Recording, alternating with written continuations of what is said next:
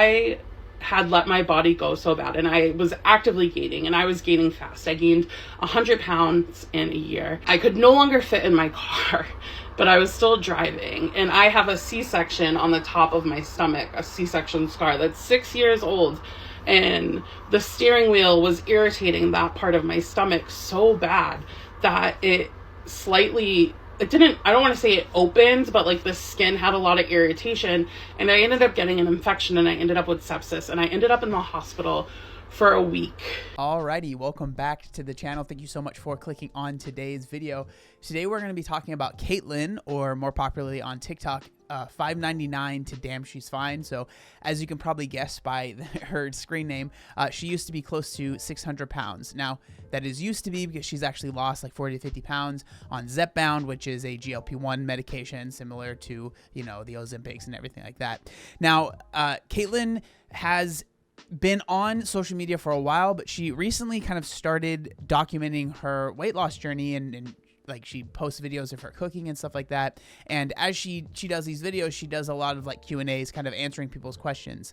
Now, there was this one question that sparked a video which I thought was really, really interesting, where she kind of goes into, it talks about her experience in the Feederism community and being a feedie. And so that's what we're going to be talking about today. This is the TikTok right here. And as you can see, this is the question that she is answering. So the question is, do you mind me asking, were you aware you were becoming immobile? Did it scare you at all? Or did you just accept it in a way and then you should be proud, right? And so let's just let her kind of answer this question and share this story. It's a 10-minute TikTok. We're going to watch the whole thing, but you know, take it away. This is your trigger warning that shit is about to get real. I am going to be talking about serious mental health shit, the Feederism kink community, and yeah, so this is your trigger warning. You can scroll or you can stay, but I am going to address these questions. I've been sitting with this comment for a couple days. I've confided in a few people that are really close to me about coming on here and sharing my story in this aspect. And I feel like my following I've gained so far here really appreciates when I'm always honest and real and raw. And that's what I'm going to do right now. And I think that stuff like this is really good to be brought out and like for people to talk about it, because I feel like a lot of times, especially the darker parts of these communities, they thrive with secret, like things being in secret, right? They thrive with people being embarrassed. They thrive with people feeling like so embarrassed about it that they don't want to talk about it, right? And so I think it's always good when people talk about these things. Obviously it's difficult, but it only sheds the light on maybe the negatives of these types of communities, right? Keep it honest, real, and raw. 2023 was a bad fucking year. I started 2023 at 500 pounds, around 500 pounds. So yes, if you do the calculations, I gained 100 pounds in the year of 2023. And that's like really scary, right? So obviously being that size is bad, but I think we all know that if you gain weight rapidly like that, it adds so much extra like pressure, so much extra bad things, right, to just the weight in and of itself. And so like you even see that with, you know, a lot of people that get really injured or bodybuilders that pass away because they basically just got like there was like too much muscle that went and happened too fast, right? And so it's kind of the same concept. I know it's not exactly the same thing, but you know, like gaining that much weight in such a short period of time adds even more health effects than maybe even just being that size gradually, right? I hope that makes sense. I started 2023 also with a grippy sock vacation. My mental health. So grippy sock vacation, when you go to you end up like staying inpatient at a mental health place, a lot of times you have socks that have grippiness on them. So that's kind of what that's talking about, I assume, at least. Was in the gutter. I no longer wanted to be here. I thought everyone and everything would be better off without me. I thought I was a bad mom, a bad friend, a bad employee, a bad daughter. I failed myself. I believed I was unworthy of a better life. I was definitely aware that I was becoming immobile at my weight. and I was doing nothing about it. I accepted that this was my life. That's it. It's like, it's crazy how powerful your mind is in moments like this. Like, because I really do think that obviously it's not all your mind, but your mind plays such a big role. Like, if you just accept that these are the things that are going to happen, I feel like a lot of times these negative outcomes happen a lot easier. But when you like are like, no, I'm not going to accept this, like I'm going to fight this, and maybe you're losing that fight and you're not always being successful, but you're still choosing to fight, like your chances of survival or just not succumbing to the worst parts of this, right? With in for instance, obviously we're talking about like feederism or just like gaining weight. Like, when you tell yourself like, I'm going to fight this, your chances of like surviving, I feel, are so much higher, right? But once you accept it and you're like, it is what it is, it just like, I feel like it fast tracks you to the worst outcomes possible. I was going to be the fattest girl, and I accepted it, and I dipped my toes into the Feederism community, and shit just took off instantly. I was involved on a couple social media platforms that really cater to the Feederism community, and within days, I was thousands and thousands of followers. And I was a dream. I was like, and you have to think like, that is you're coming from feeling completely and utterly like useless, pointless, like nothing matters, no one cares, to then all of this attention. And like, it would be so hard to just be like, no, this isn't the right attention. This isn't the attention that I want, right? And so like, this really explains how someone can go down that road, especially if you're someone that maybe doesn't have those feelings. But I feel like if you have been at a point where you felt like, what's the point? I feel useless. No one cares about me. No one wants to be with me. No one wants to whatever.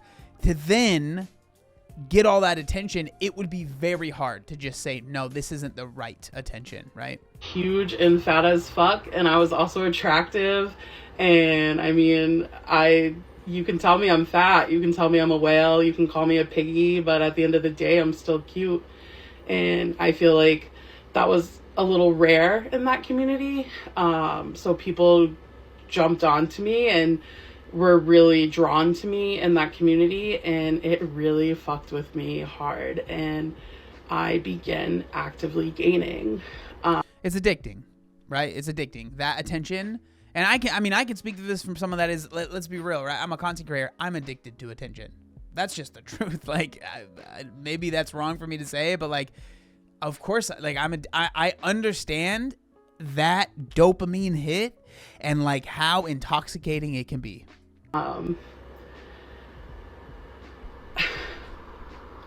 I thought I had found a community that was accepting of me. That's it right there. I know I'm stopping this a lot, but that in my opinion is the crux of so much of this. Being accepted, or at least feeling like you are accepted. It's why like cults become so popular, and like they get their hooks in people so deep, because as humans, the vast majority of us want connection and community and to feel part of something. And that is the danger of these types of things, because they are so good at, I think the term is love bombing people, making you feel like, oh my God, this is what I've been searching for. I deserve this. This is going to change my life. When in reality, it's something that is like, in her case, which we'll find out later, was going to take her life. And that's why they wanted to be next to her, so they could help facilitate that happening. It's insane. And I'm not going to sit here and say I understand it exactly, but I can understand the want to be accepted. And I think most people can as well. That loved me, that wanted the best for me, that was going to take care of me. I had men daily that told me when I am immobile, I can lay in my bed all day and they'll feed me and they'll wash me and they'll do my laundry and the chores and I won't have to move a muscle, because moving muscles is burning calories. And you don't do that in the Feederism community. Crazy. And I thought this was normal. Like, I thought this was okay. I thought that was the life I was destined to live, because that's what I thought I was worthy of. I met... Worthy, you know? I think that's such an important word. 2 people from that community in person, in real life. And that's when I was introduced to death feederism. I went on a date with one man, and he wanted to feed me to death. And the amount of food that I ate in that one night, I have never consumed that much food in a whole day in my whole life. And I'm talking maybe 6 hours. Like, you know, I'm not one to try and kink shame people, but like there's definitely a line, and this is absolutely past that line. Like, those men that did that, I genuinely think are pieces of garbage, respectfully. And I truly thought I was going to die. Like, there was a moment where like I couldn't continue eating, and it was still getting shoved in my mouth, and it wasn't enough for me. It wasn't a rock bottom for me. I still kept it up and kept doing it. And I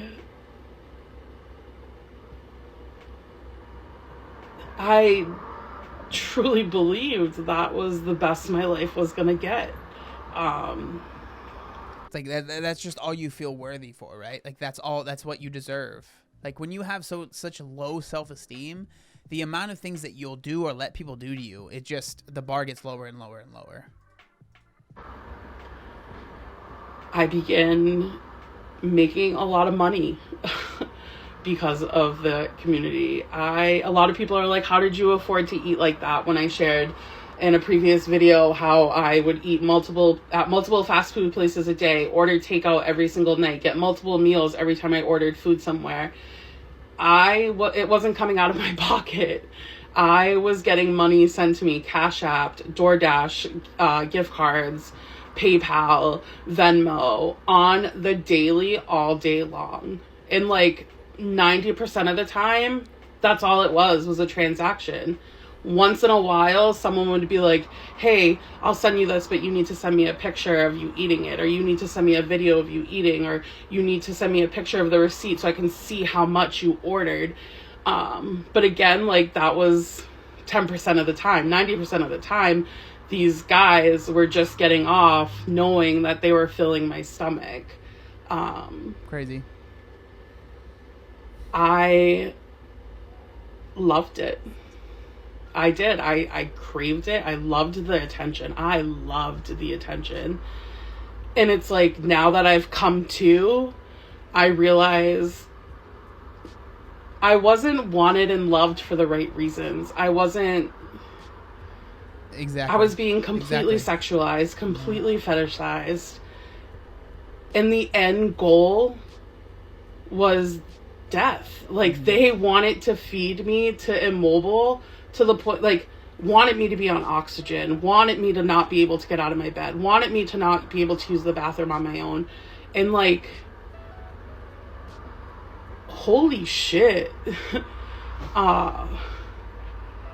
Finally, I do know what happened. I had let my body go so bad, and I was actively gaining, and I was gaining fast. I gained 100 pounds in a year, and I could no longer fit in my car, but I was still driving, and I have a C-section on the top of my stomach, a C-section scar that's 6 years old, and the steering wheel was irritating that part of my stomach so bad that it didn't, I don't want to say it opened, but like the skin had a lot of irritation, and I ended up getting an infection, and I ended up with sepsis, and I ended up in the hospital for a week in December on Christmas.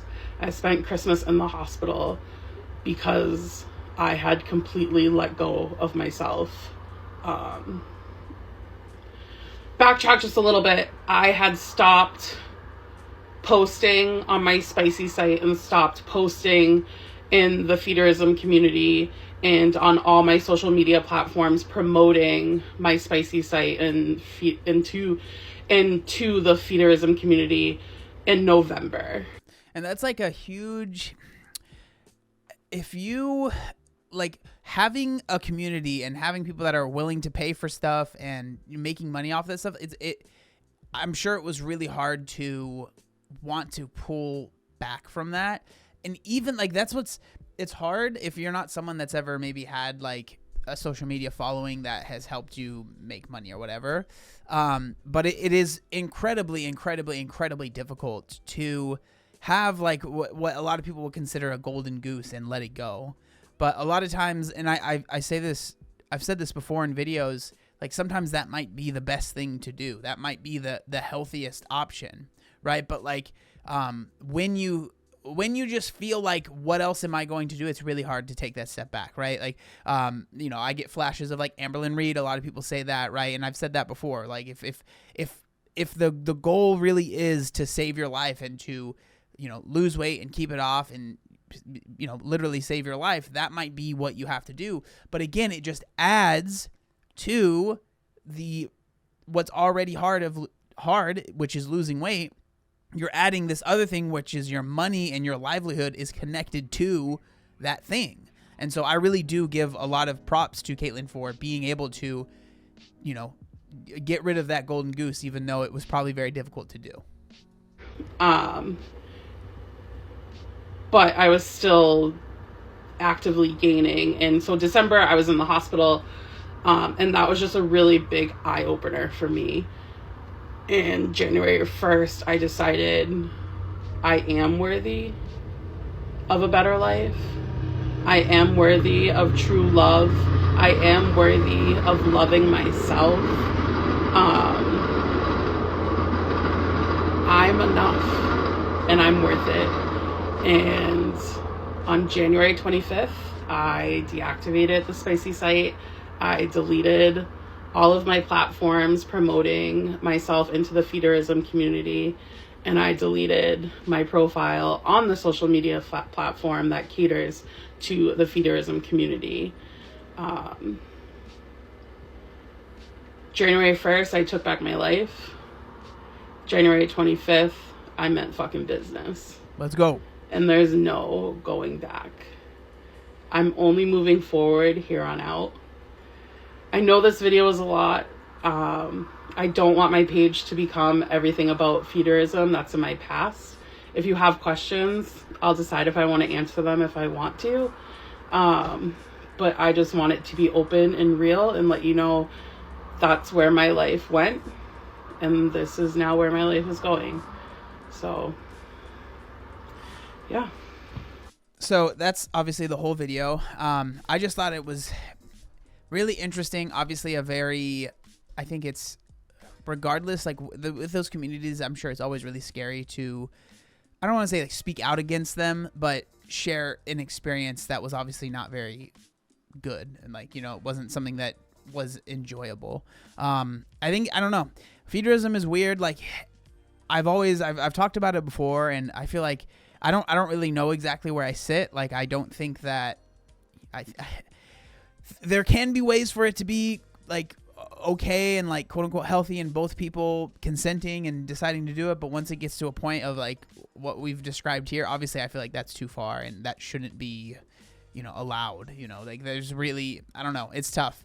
But I do want to say, Caitlyn, if you end up watching this, I'm really proud of you. And I hope that you are able to be successful in your journey. I know that you're taking, I think it was Zepbound, the GLP-1 medications, and I know that pretty sure she's working towards getting a weight loss surgery. And so, whatever you do, I hope that you understand that, like, as everything that you said in this video, I hope you continue to think that, right? You continue to feel that you are worthy. You continue to feel that you don't have to go back to that life, go back to those things that maybe, felt easy in the moment, but obviously were taking years off your life. yeah, I wanted to share this video. Congratulations. But yeah, if you watched it, let me know what you think down in the comment section down below. Thank you so much, and I'll see you next time. Peace.